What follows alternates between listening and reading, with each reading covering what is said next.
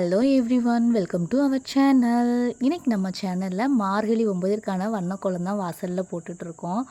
மார்கழி மாதம் நம்ம எதுக்கு வண்ணக்கோலம் போடுறோம் அப்படின்ற வரலாறையும், ஏன் அந்த காலத்தில் வாசலில் சாணி வச்சு பூசணிப்பு வச்சுருக்குறாங்கன்ற ரீசனையும் இந்த வீடியோவில் நான் சொல்கிறேன் உங்களுக்கு.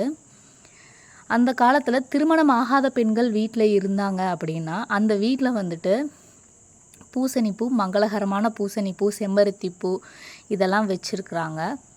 அப்போது அந்த மார்கழி மாதத்தில் அந்த வாசலில் பூக்கள் இருக்கக்கூடிய வீடுகளில் தை மாதத்தில் பொண்ணு கேட்டு போவாங்களாம்.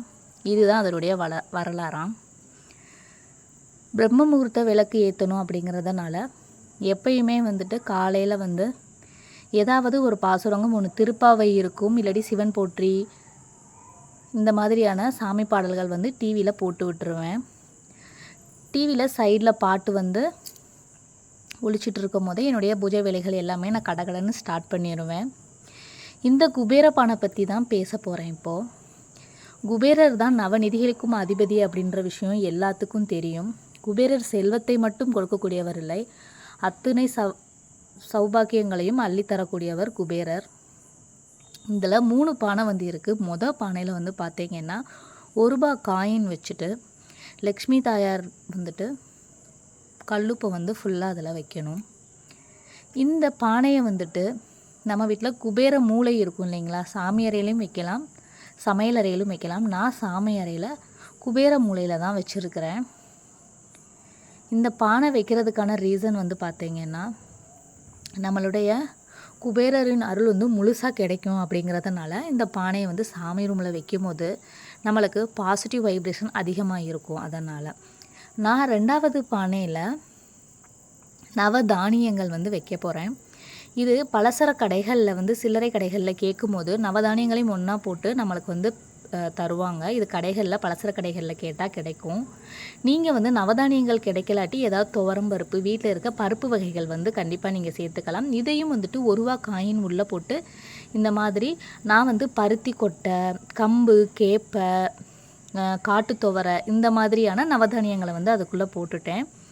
மேலே வைக்கக்கூடிய அந்த சின்ன பானையில் பார்த்தீங்கன்னா காயின்ஸ் வச்சுருக்கேன். ஒரே ஒரு வெள்ளி மோதிரமும் நவதானிய கற்கள்னு சொல்லுவோம் இல்லைங்களா, அந்த வீடியோவில் நவதானிய கற்களும் நவ காசுகளும் இந்த வீடியோவில் நான் காட்டியிருப்பேன். அதை தான் அந்த சின்ன பானைக்குள்ளே நான் போட்டிருந்தேன்.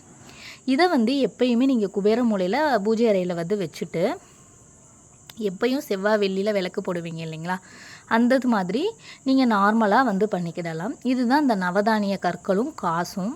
இது கடைகளில் இப்போ எல்லா கடைகள்லையுமே கிடைக்கிது.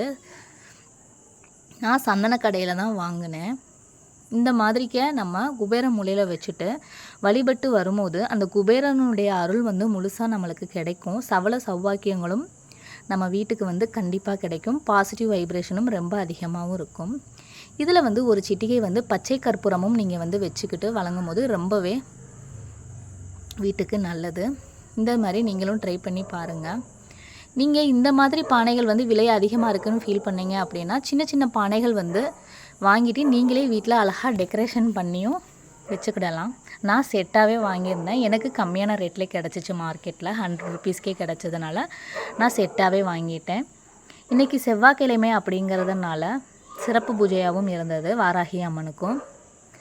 விளக்குகள் வீட்டில் காலையில் ஏற்ற முடியாதவங்க சாயந்தரம் ஒரு வேளையாவது கண்டிப்பான முறையில் வீட்டில் விளக்கேற்றணும். வீட்டில் தினசரி விளக்கு ஏற்றணும். சில பேர் குபேரர் பொம்மை எது சரியாக தெரியலை அவங்களுக்கு, எது குபேரர் தெய்வம் எது குபேரர் பொம்மை அப்படின்றது தெரியலை.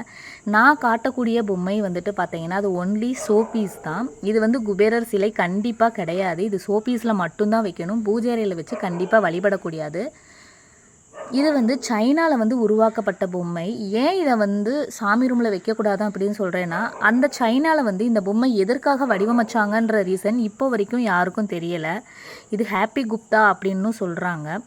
சரியான உருவம் நம்ம மக்கள் கும்பிட்றது பார்த்திங்கன்னா இப்படி தான் இருக்கும். குபேரர் பொம்மை குபேரர் சிலை இந்த மாதிரி தான் இருக்கும் வடிவம்.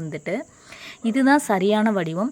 இதைத்தான் நம்ம வந்து சாமி ரூமில் வச்சு, அதுவும் வெறுமனே வந்து வைக்கக்கூடாதுன்னு இந்த சாமிக்கு சுற்றி எப்பயுமே காசு வச்சு நீங்கள் வழக்கம் போல் எப்படி சாமி கும்பிடுவீங்களோ அது மாதிரி தான் கும்பிடணும். தேங்க்ஸ் ஃபார் வாட்சிங்.